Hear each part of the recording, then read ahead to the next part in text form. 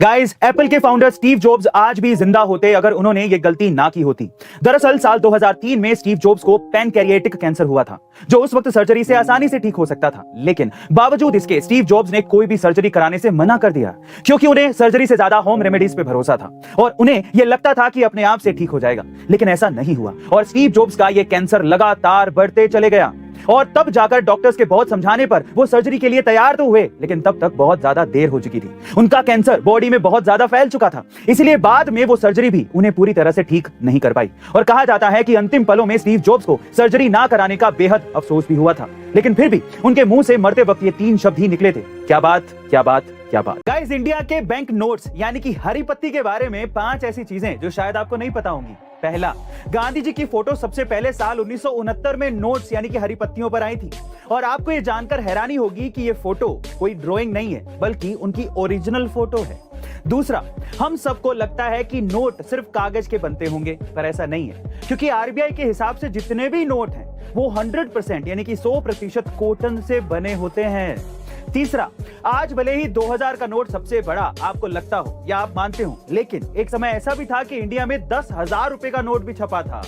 चौथा और आखिरी, साल 1950 में इंडिया में सबसे पहले गांधी जी वाले नोट प्रिंट हुए थे, जिसमें सबसे पहले 2 रुपए, 5 रुपए, 10 रुपए और 100 रुपए के नोट्स को प्रिंट किया गया था। Guys, world famous Hollywood singer Justin Bieber को रैमसे हंट सिंड्रोम हो गया है।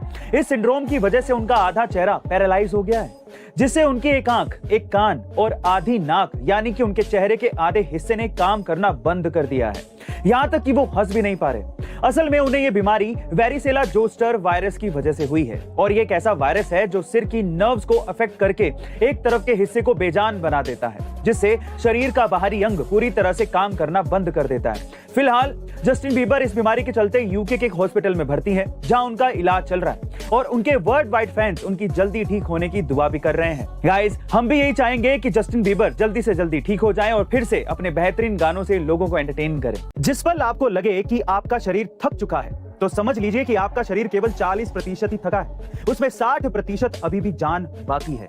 गाइस, ये हम नहीं कह रहे, ये कहना है दुनिया के सबसे मशहूर एथलीट डेविड गोगिंस का, जो खुद के शरीर को आखिरी सांस तक के लिए ट्रेन कर चुके हैं। डेविड ने अपनी लाइफ में ऐसे ऐसे कारनामे किए हैं जो एक इंसान के सोच से भी परे है। गोगिंस ने 24 घंटों में 4030 पुलअप्स किए हैं। यही नहीं, वो नेवी सील की ट्रेनिंग, जो कि दुनिया की सबसे मुश्किल ट्रेनिंग मानी जाती है, उसे करने में 3 बार सफलता हासिल कर चुके हैं।